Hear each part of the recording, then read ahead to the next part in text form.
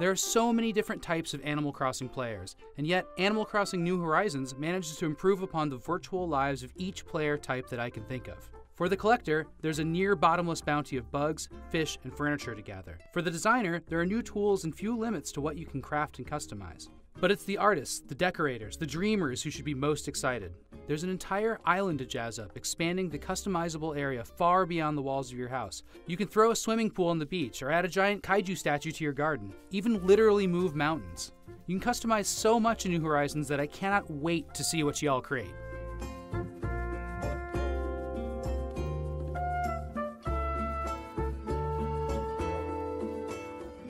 I've played every Animal Crossing game, so let me say this to other longtime fans. One thing you should be ready for is a slower start than usual. At the outset, only 2 brave villagers and an industrious raccoon family inhabit the island. It's just you, trees, water, rocks, and a slow accumulation of buildings and animal villagers over the course of several real-time days. It's a different vibe than just moving to a town already full of bustling shops and animals going about their lives. Even though building a town from scratch offers a lot of customization, it takes too long to get to the good stuff. The museum, shopping, and even access to parts of the island, which require tools like the pole and ladder to reach, are all days away from when you first start. And there's just not enough to do for the first days while the sleepy island is waking up. Unless, of course, you cheat it by changing the system clock.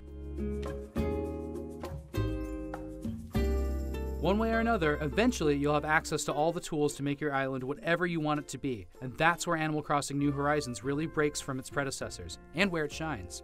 The customizable island is a huge advancement. I love the terraforming tools above all else. You can form hills, cliffs, land bridges, waterfalls, lakes, miniature islands, and rivers with ease. Finally, you can place the things you craft and buy anywhere outdoors as well, which represents another huge leap forward in fun customization. You can make a cool beach hangout or a Zen temple on a cliffside just by dropping things on the ground. The total freedom to create a custom island has me more excited than anything else in New Horizons. The new home decorator is better than ever, with a brilliant new tool to place everything without having to handle it, a 360-degree view, and tons of cool interactive things to add to your house. Projectors and lamps that you can turn on, turntables and boomboxes to play music that you collect, even animated wallpaper. A few days in, I fell into a nostalgic pattern. In my loop, I spot daily fossil digs, talk to animals, cast a line out to any suspicious fish shadows, hit the shops, and joyfully juggle all the tasks that inevitably pile up.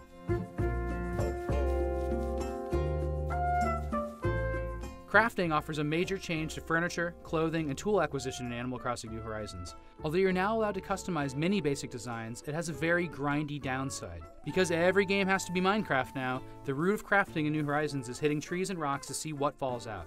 It's more busy work than fun, and there are no shortcuts. You whack a stone 4 times, and then you pick up each rock, one at a time. Rather than deal with the crafting hassle, I preferred plopping down bells for weird Nintendo-designed furniture sets and even weirder clothes in the shops. There are endless lists of things to hunt, buy, hoard, and display in New Horizons.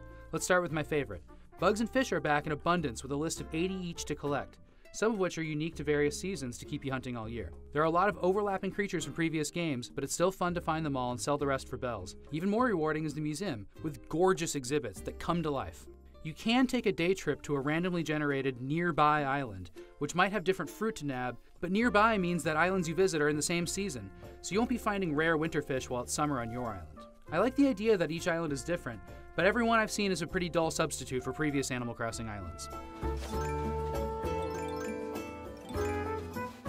Animal Crossing New Horizons has several different multiplayer modes, including local play on a single Switch where your friends can join in with a single Joy-Con. It's cool, but chaotic, and aside from showing off your island and taking group photos, there's not much to do but get in each other's way. You can visit other islands too, but only if you know the resident and they let you in. So you can't view strangers' islands in any way, which is too bad because that means people have to share their creations elsewhere. The Legend of Zelda, Pokemon, and Super Mario each found new life on the Nintendo Switch, and following these games in kind is Animal Crossing New Horizons, an expanded, polished, next-generation reboot of a classic Nintendo game. Perhaps most importantly, like Breath of the Wild and Super Mario Odyssey, Animal Crossing New Horizons is full of surprises. I cannot wait to see what's to come. Cool custom islands from the community, special events, season changes. It took too long to get to the most exciting part of my island renovation, but now that all of New Horizons is spread out before me, I have plenty to do, big plans for my island, and so much to look forward to. For more on Animal Crossing, including an amazing giant strategy guide you guys are going to love, please check out IGN.com.